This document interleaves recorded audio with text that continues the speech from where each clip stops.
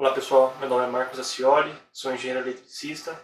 Vou continuar apresentando a disciplina de circuitos resistivos. Vou para a segunda aula, vou falar sobre a lei de Ohm. Na lei de Ohm, a gente consegue descrever o comportamento dos circuitos resistivos através dessa representação. Aqui tem um resistor, aqui tem uma fonte de tensão, e aqui circula a corrente, né, que passa sobre o resistor. Aqui nesse gráfico, a gente consegue interpretar a forma como a corrente ela varia proporcionalmente à tensão. Né? Aqui é o eixo da tensão, aqui é o eixo da corrente.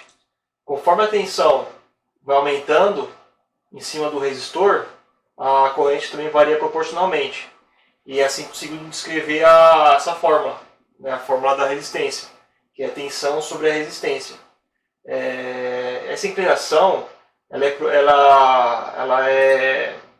ela possui um ângulo que é equivalente à tangente desse ângulo aqui. Né? A tangente desse ângulo ela representa a resistência, né? Que seria isso aqui, ó. Então, ó, que é o cateto adjacente sobre o cateto oposto. Né? A gente consegue chegar nessa fórmula aqui, ó, que é a tensão sobre a resistência. E aqui nessa ilustração, a gente consegue interpretar melhor essa teoria. Né? Que aqui, ó, é a corrente que está sendo impedida pela resistência, né, que é a lei de Ohm, e a tensão, que está em volt, ela que está impulsionando a corrente a passar. Só que como a resistência ela não quer deixar passar a corrente, ela vai dificultando a passagem. Aqui é uma demonstração do funcionamento da resistência.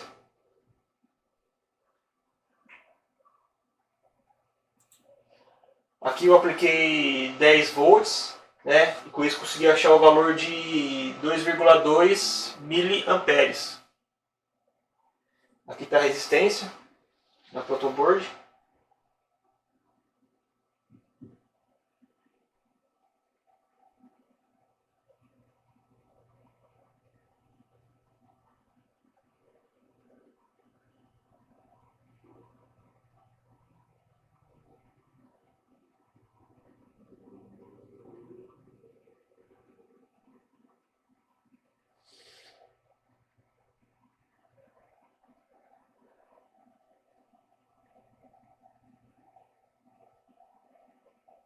O multímetro amarelo está medindo 10 volts. E aqui está medindo 2,2 miliamperes no multímetro vermelho.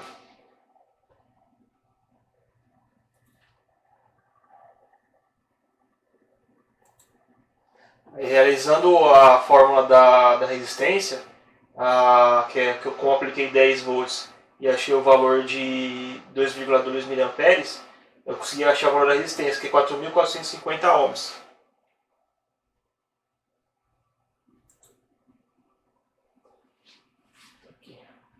A resistividade elétrica é uma propriedade intrínseca de cada material, que define o quanto um material opõe-se à passagem de corrente elétrica, de forma que, quanto maior a resistência elétrica de um material, mais difícil será a passagem de corrente elétrica, e quanto menor a resistividade, mais ele permitirá a passagem de corrente elétrica.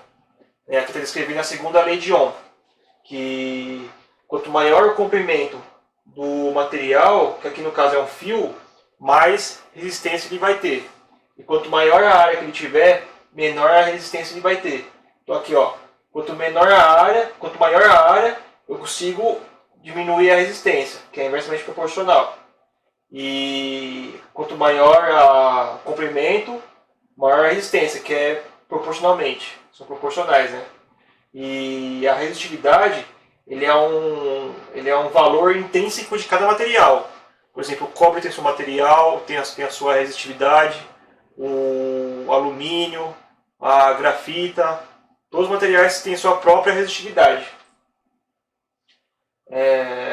Então quer dizer, a resistência do material depende da resistividade, do comprimento do material e da sua área.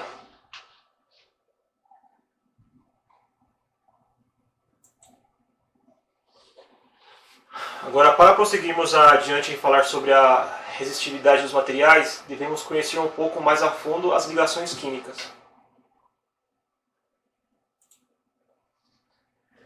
Vamos começar falando sobre a estrutura do átomo. O átomo é formado por pequenas partículas, também chamadas de partículas subatômicas, elétrons, prótons e nêutrons. A maior parte da massa do átomo concentra-se no núcleo, uma pequena e densa região. O seu maior volume concentra-se na eletrosfera, local de espaços vazios, pois os elétrons orbitam ao redor do núcleo. Então quer dizer o quê? Que o peso do átomo depende do tamanho do núcleo.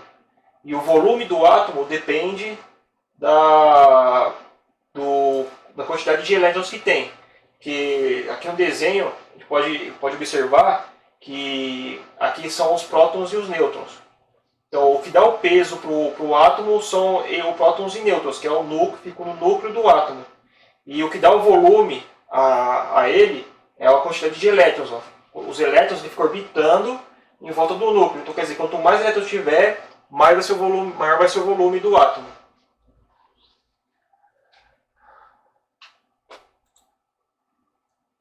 Agora vou falar sobre a estrutura da parte eletrônica do átomo, que é a camada de valência. A camada de valência é a última camada de distribuição eletrônica de um átomo. Por ser a camada mais externa, também é a que fica mais distante do núcleo do átomo. De acordo com a regra do octeto, a camada de valência precisa de 8 elétrons para se estabilizar.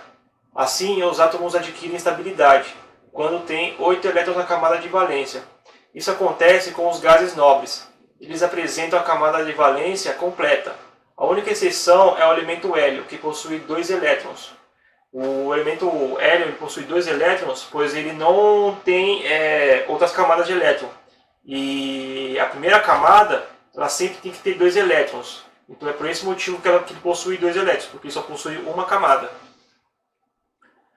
Os demais elementos precisam fazer ligações químicas para receber os elétrons faltantes e alcançar os 8 elétrons na camada de valência. Então, esses aqui são os átomos de gases nobres. Esses gases nobres eles não precisam fazer ligações elétricas, pois eles possuem 8 elétrons na camada de valência. Os demais átomos, todos possuem menos de 8 elétrons na camada de valência. Então, eles precisam fazer ligações químicas para completar os elétrons na camada de valência.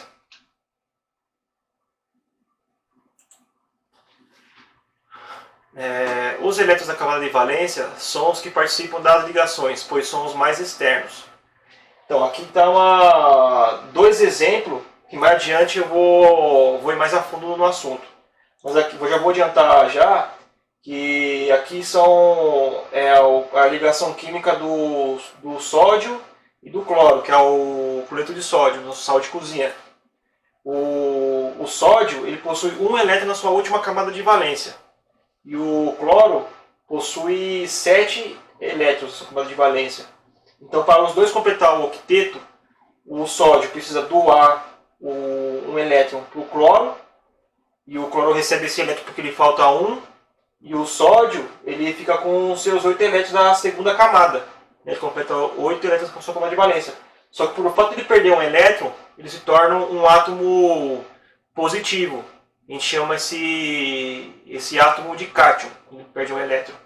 E o cloro, ele recebe um elétron, ele fica carregado negativamente. A gente chama esse tipo de átomo de ânion.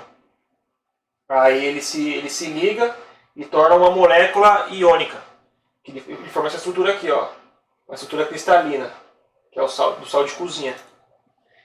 Aqui já é uma ligação covalente, que é o que? É o compartilhamento de elétrons. O que acontece? O hidrogênio ele tem um elétron na sua única camada de valência, pois o hidrogênio só possui uma camada de valência. E todos os átomos, a sua primeira camada tem que ter no máximo e no mínimo 2 elétrons na sua camada de valência, na sua primeira camada. E então, para o hidrogênio poder completar os seus 2 elétrons, ele pega um elétron desse oxigênio. Então ele completa 2 elétrons. E a mesma coisa esse outro hidrogênio. E aqui no átomo de oxigênio, ele possui 6 elétrons na camada de valência. Para ele completar o seu octeto, ele precisa de mais 2 elétrons. Então por isso que ele se liga com esses 2 hidrogênios, que daí ele consegue compartilhar os elétrons. Tá vendo? Ó, o hidrogênio, ele compartilhando o elétron do oxigênio, fica com 2 átomos, 2 elétrons na camada de valência. Esse hidrogênio também. E o oxigênio pegou os 2 elétrons da camada de valência dos hidrogênios e completa 8 elétrons. Aí com isso, a gente consegue formar a ligação da água, que é o H2O, que é formado pela ligação covalente. Agora vamos falar sobre a ligação covalente. Também chamada de ligação molecular, as ligações covalentes são ligações em que ocorre o compartilhamento de elétrons para a formação de moléculas estáveis. Segundo a teoria do octeto, diferentemente das ligações iônicas, em que há perda ou ganho de elétrons, além disso, gases pares eletrônicos é o nome dado aos elétrons cedidos por cada um dos núcleos, figurando o compartilhamento dos elétrons das ligações covalentes. Exemplo, o H2O, que é representado por essa ligação aqui. Ó. Isso aqui é uma simbologia que a gente acaba descrevendo na representação gramática, né? Gramatical, que é a molécula da água. Formada por 2 átomos de hidrogênio e 1 de oxigênio. Cada traço corresponde a um par de elétrons compartilhado, formando uma molécula neutra, uma vez que não há perda nem ganho de elétrons nesse tipo de ligação. Então, conforme eu tinha falado antes, aqui é uma ligação de compartilhamento de elétrons. Ele possui uma energia de ligação muito alta, então para poder romper essa ligação precisa de uma energia muito alta, né? E ele é uma molécula neutra, né? Porque os seus elétrons eles não perderam elétron nenhum, estão compartilhando. E é isso aí. Agora eu vou falar sobre as ligações iônicas, também chamada de ligação eletrovalente. Esse tipo de ligação é realizada entre íons, cátions e ânions. Daí o termo ligação iônica. Para ocorrer uma ligação iônica, os átomos envolvidos apresentam tendências opostas. Um átomo deve ter a capacidade de perder elétrons, enquanto o outro tende a recebê-los. Então, aqui no caso, como o sódio possui só um elétron na camada de valência, então ele tem a tendência em doar elétrons, porque ele tem só um. Se ele tivesse mais de 4 elétrons, ele teria a tendência de receber elétrons, que é o caso do cloro, que possui 7 elétrons na camada de valência, então ele tem a tendência de receber elétrons. Então quer dizer, o sódio por doar seu elétron fica positivo, e o cloro por receber elétron fica negativo, conforme está aqui ilustrado. Então, o sódio positivo e o cloro negativo. Cloro ânion, sódio cátion.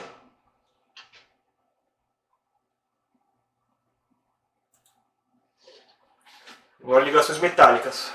É a ligação que ocorre entre os materiais, elementos considerados eletropositivos e bons condutores térmicos e elétricos.